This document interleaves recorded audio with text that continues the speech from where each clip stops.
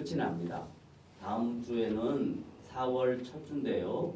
두 번째 주가 부활주일이어서 다음 주일에는 정려주일에 대한 말씀을 나누고 그리고 둘째 주에는 부활주일에 대한 말씀을 나눌 겁니다. 그래서 두 주 동안 빌립보서 말씀을 잠시 쉬고 셋째 주 다시 빌립보서 말씀을 함께 생각하겠습니다. 자, 오늘은 빌립보서 1장 29절 30절 말씀 짧은 절이지만 이 내용 안에 너무 중요한 기독교의 진리, 기독교의 본질, 타 종교와 비교할 수 없는 놀라운 말씀이 이 내용 안에 숨어져 있습니다. 보편적으로 많은 사람들은 종교를 가질 때 무엇 때문에 종교를 갖냐면 마음의 평안, 안정, 그리고 자기의 인생의 잘됨, 그리고 자녀의 문제 뿐만 아니라 인생의 미래에 대한 설계 등등 전부 자기의 유익을 위하여 신을 찾아갑니다. 그리고 종교를 선택합니다. 그래서 요즘은 잘 카메라에 잡히지 않지만 과거 입시 때만 되면 TV 카메라에 잡힌 여러 종교들의 행태에 자식을 위한 입시 꼭 합격할 수 있도록 기도하는 모습을 카메라 렌즈에 담습니다. 그래서 예를 들면 기독교인들은 자식을 위해서 시험 보는 그 시간에 기도합니다. 왜 기도할까요? 합격해달라고 기도하죠. 또 천주교인들은 묵주를 돌리면서 기도합니다. 왜 기도할까요? 합격해달라고 기도합니다. 그 다음에 우리나라 동양 종교의 큰 종교 중에 하나인 불교가 불교인들이 많으니까 또 그들은 불공을 드리면서 자녀의 합격을 위하여 기도합니다. 다 똑같은 신앙 행위를 한 거예요. 결과는 누가 더 셀까요? 기독교가 셀까요? 천주교가 셀까요? 불교가 셀까요? 그게 아니고요. 그날 좋은 컨디션으로 열심히 시험 준비를 잘해서 시험을 냈던 출제자의 의도를 잘 파악하고 정확한 답을 기재한 학생이 합격을 하는 겁니다. 그런데 종교를 잘못 이해하면 나의 필요를 채워주는 도구로 종교를 생각하게 돼요. 근데 타종교는 그럴 수 있다 하지만 기독교까지도 그렇게 변질이 돼버렸어요. 마치 기독교가 예수 믿는 성도가 하나님 앞에 기도하면 자기가 기도하는 모든 내용들이 다 결과로 나타나야 되는 것처럼 착각하는 그런 성도들이 수도 없이 많습니다. 그래서 하나님 앞에 땡깡을 부려라 이런 얘기를 합니다. 그 땡깡은 뭘로 하냐? 대부분 밥 안 먹고 금식해서 하나님을 졸라라 그래요. 왜 그런 사고가 생겼냐면요. 여러분이 다 자녀를 키웠지만 자녀를 키울 때 제일 많이 걱정되는 게 아프는 겁니다. 대부분 아이들이 아플 때 안 먹거든요. 그러면 부모 마음이 가장 힘든 게 뭐냐면 자식이 안 먹는 겁니다. 억지로 먹이려고 그러죠. 따라다니면서 먹이려고 그러죠. 왜요? 자식이 건강해지기를 원하기 때문에 그렇습니다. 그러니까 자식이 부모에게 항변할 수 있는 가장 큰 무기는 뭐냐면 안 먹는 거예요. 이것처럼 하나님 앞에 자신의 의도와 생각과 뜻을 만들어내기 위해서 그것을 얻어내기 위해서 금식이라는 도구를 통해서 하나님 앞에 땡깡을 씁니다. 이게 기독교인 것처럼 착각하는 경우가 수도 없이 많습니다.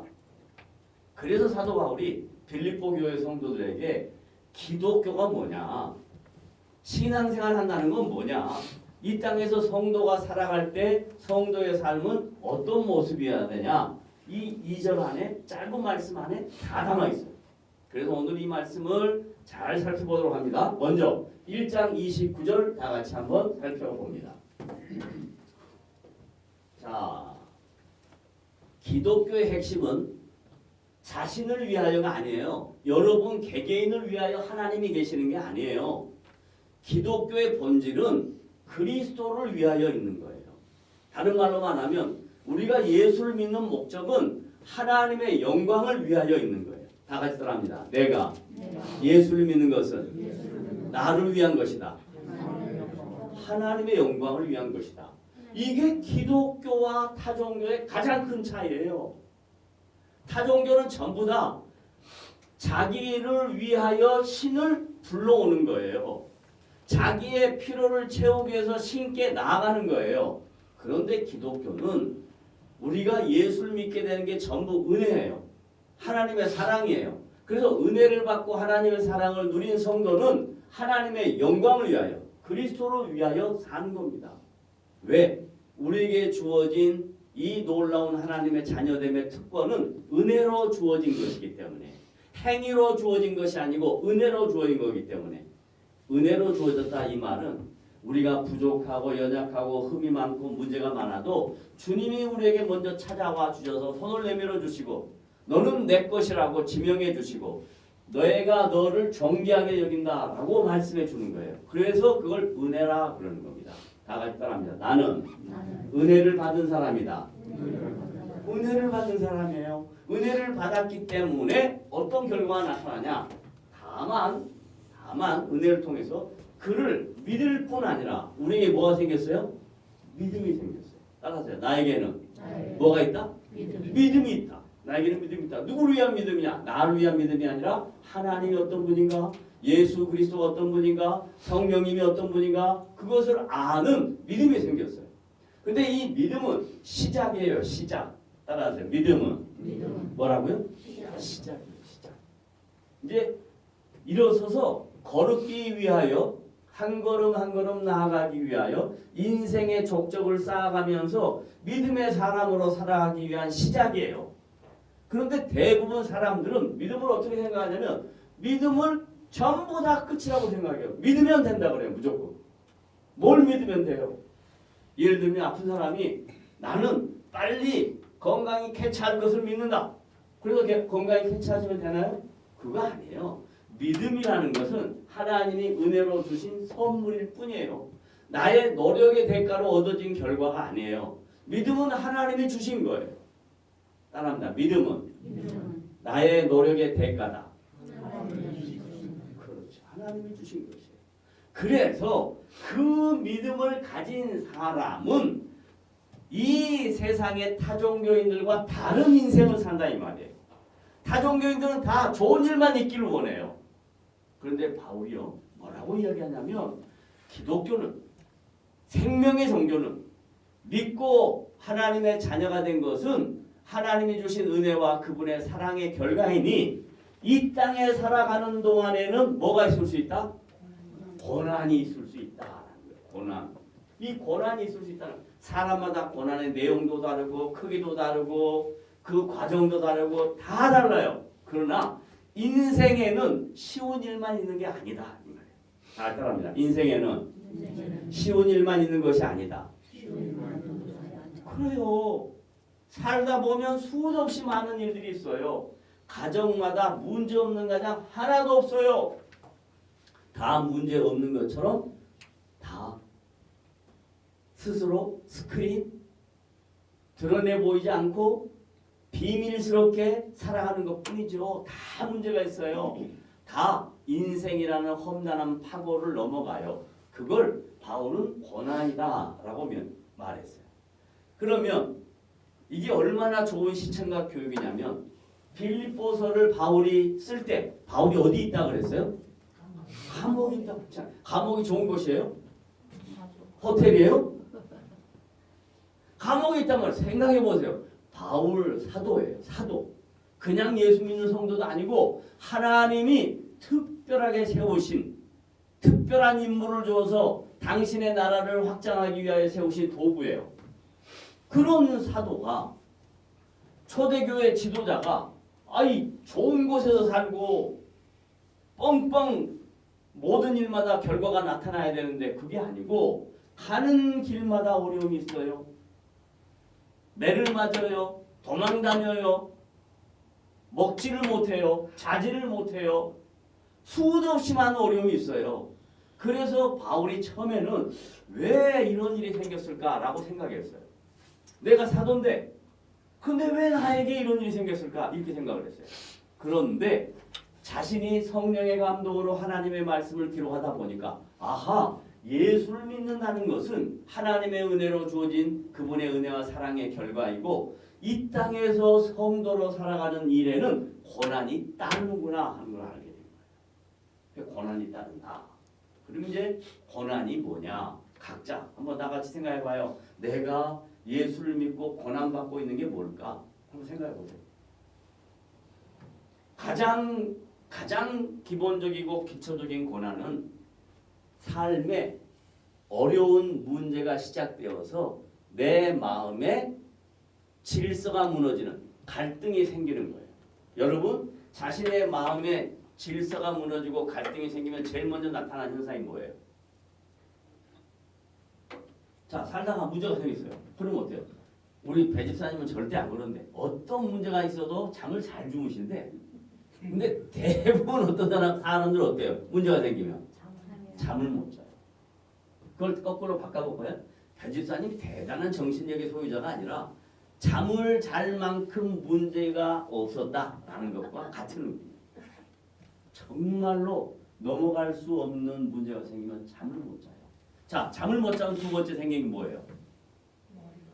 머리가 아파요. 좋아요. 또 잠을 못 자면 생기는 거. 입맛이 없어요. 못 먹어요. 못 먹어요. 그 다음에 세 번째 나타나는 현상을 못 가요. 잠 못 자고 못 먹고 그럼 못 가요. 배변이 안 돼요. 그래서 대부분 많은 사람들이 뭐라고 해야 하냐면 사람의 건강에 척도를 할 때 잘 주무십니까? 물어봐요. 의사들. 그 다음에 두 번째 식사 잘하세요? 물어봐요. 세 번째 물어본 거 뭐예요? 배변 잘하세요? 이거 물어봐요. 이게 뭐냐? 질서가 유지되고 있다는 거예요. 근데 문제가 생기면 이 질서가 깨져요. 그럼 잠을 못 자거나 먹지를 못하거나 배변을 못하거나 이러면 병이 생기는 거예요. 그걸 소위 현대의학에서 뭐라고 했냐면 스트레스다. 그래서 이 스트레스가 가장 무서운 병의 적이다라고 이야기해요. 스트레스다. 그래. 모든 걸 다 스트레스로 몰아요.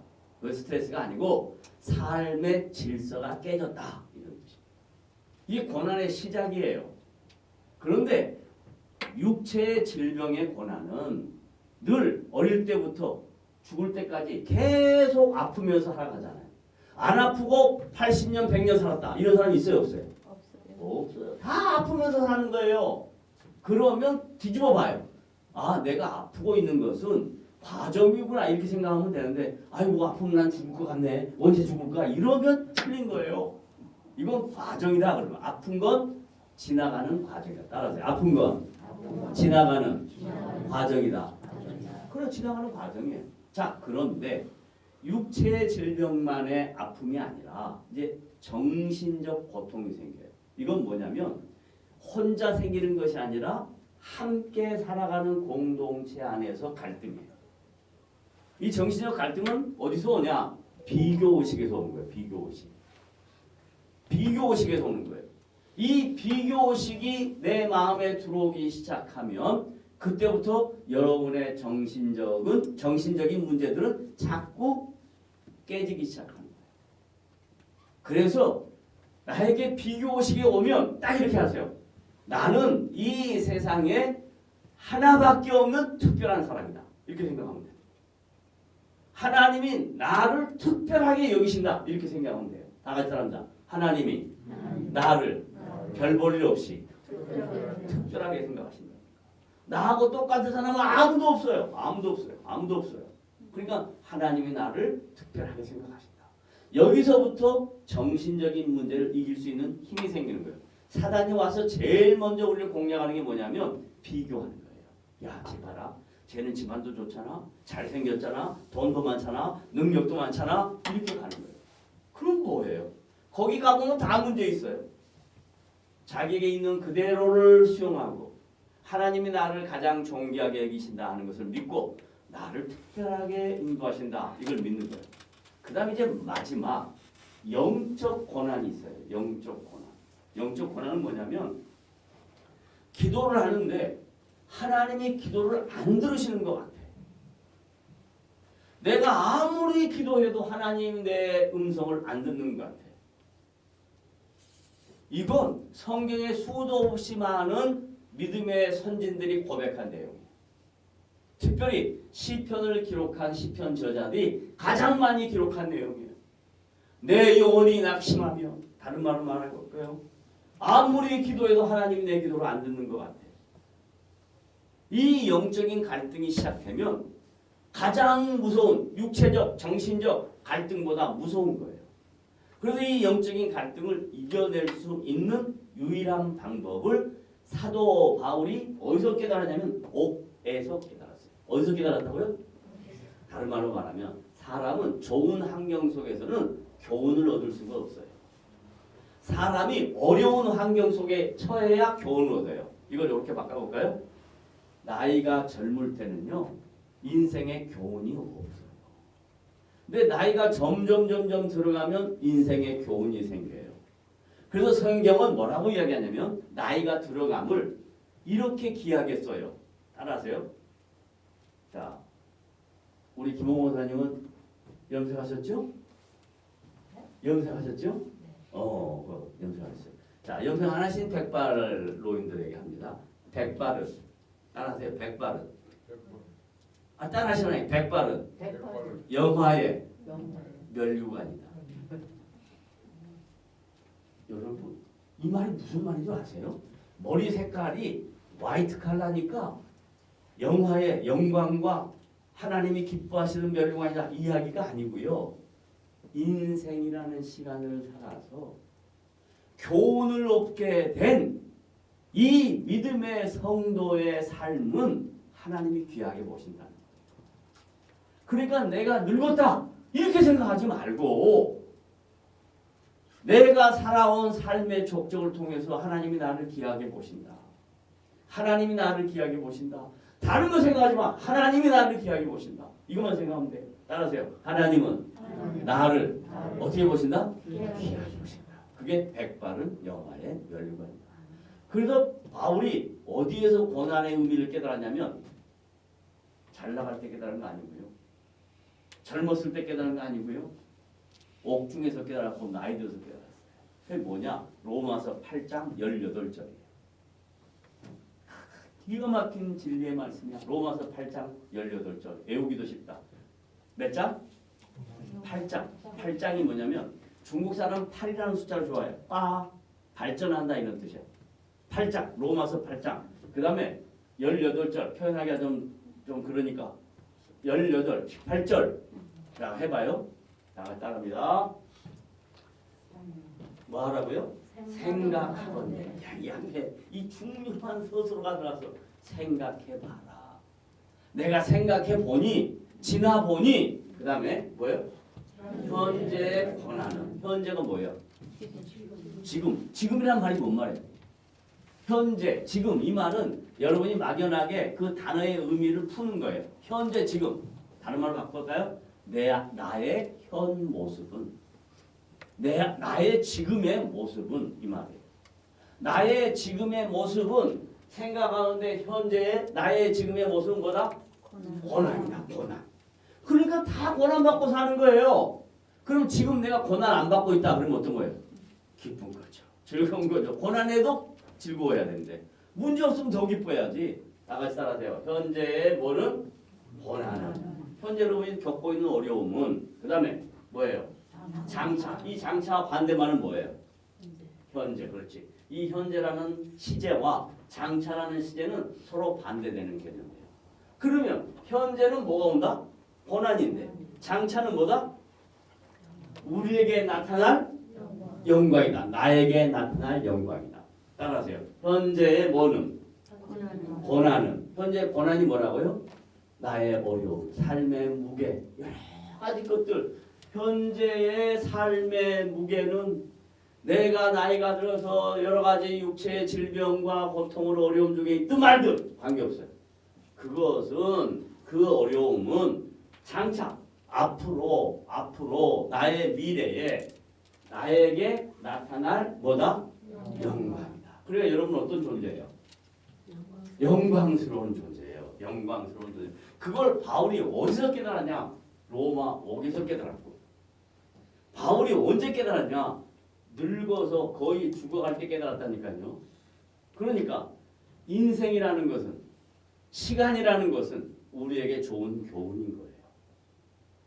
벌써 지금 3월 마지막 주입니다. 3개월이 시작돼서 2023 3개월이 휙 지나갔어요. 제가 어제 중3인 우리 중이하고 잠깐 교제할 수 있는 시간이 있었어요. 지금 16인가? 그러니 16. 저하고 딱 50년 차이 나요. 그래서 제가 뭐라면 너하고 나하고 반백년 차이 난다. 반세기가 차이 난다. 그랬단 말이에요. 그러니까 시간으로 보면 굉장히 길잖아요. 그죠? 그런데 제가 뭐라 그러지 알아요? 야, 준이야, 내가 너를 지금 이렇게 보면서 약 3, 4일 전에 나의 10대의 모습을 보는 것 같다. 무슨 말인지 이해되세요? 여러분 지금 나이는 들어서 이렇게 다 지나갔지만 마음은, 생각은 어디 있냐면 저 아이를 보면서 내가 야, 3, 4일 전에 입고 다녔던 옷을 제가 입고 있네. 저 검정 옷을 입고 있네. 저 잠바를 입고 있네. 저 청바지를 입고 있네. 이거예요. 근데 세월은 지나갔어. 그래서 성경은 뭐라고 이야기하냐? 세월을 쏜 화살과 같다. 뭐가 같다고요? 화살 쏴보셨어요? 안 쏴봤죠? 그러면 흐르는 물, 저 위에서 흐르는 물이 이렇게 내려오면 어떻게 되죠? 툭 떨어지잖아요. 이게 인생입니다. 이게 인생입니다. 그래서 인생이라는 시간을 많이 거쳐온 사람은 지나간 시간들을 되돌리지 말고 오늘 나에게 주어진 삶의 현장에서 하나님이 나와 함께 하시니 그리고 내가 장차 누릴 영광이 있으니 그 영광의 나라를 바라보고 오늘도 뚜벅뚜벅뚜벅 걸어가자 이러면 되고요. 젊은 사람들은 이제 인생이라는 초보 단계에 들어온 사람은 내 인생 앞에 어떤 고난이 와도 내 인생 앞에 어떤 문제가 있어도 나는 좌절하지 않을 것이다. 왜? 주님이 나와 함께 하시고 주님이 나의 인생에 장차 영광으로 허락하실 것을 믿기 때문이다. 이러면 신앙인으로서 아름다운 삶의 열매를 얻을 수 있게 된다. 이런 뜻입니다. 자, 그러면 이제 마지막 사도 바울이 이 말씀을 기록하면서 지금 우리는 2023년에 살고 있거든요. 2023년에 살고 있는 우리들에게 뭘 가르쳐 주려고 할까 하는 겁니다. 자, 우리가 살고 있는 이 현 세대는 여러 가지 내용으로 설명할 수 있어요. 그러나 지금 우리가 살고 있는 현 세대와 2000년 전에 바울이 살 때 그 시대의 모습하고 시간은 2000년이 지났지만 거의 비슷하게 살아가요. 거의 비슷하게 살아가요. 왜 그러냐? 사람은 시간의 흐름에 따라 변화되지만 인생의 본질은 같아요. 그래서 2000년 전에 사도 바울이 말씀을 전하며 다닐 때 그 시대의 사람들이 딱 두 가지 모습으로 살았어요. 몇 가지 모습? 두 가지 모습. 자, 보세요. 따라하세요. 첫째 모습은요. 첫째 모습은 스토이고 스토아. 따라하세요. 뭐라고요? 방금 내가 뭐라 했어요? 스토이고. 그건 헬라 말이고요. 스토아. 이 말은 같은 말이에요. 지금 보편적으로 어떻게 사용하냐면 스토아. 그래요. 따라해봐. 뭐예요? 스토아. 스토아. 이건 이상을 추구하는 사람. 지금 우리 시대로 이야기하면 진보적 성향이에요. 그 다음에 두 번째는 에피쿠로스. 뭐라고요? 에피쿠로스. 에피구레온 이렇게 돼 있는데 에피쿠로스. 에피쿠로스 이건 뭐냐면 지금 즐겁게 재밌게 살자. 요즘 그걸 뭐라고 하냐면 욜로. 욜로. 모르면 찾아보세요. 집에 가서. 딱 여러분 연세 드셔서도 다 하실 수 있잖아. 욜로가 뭔가 찾아보세요. 못 찾으면 자식한테 물어보세요.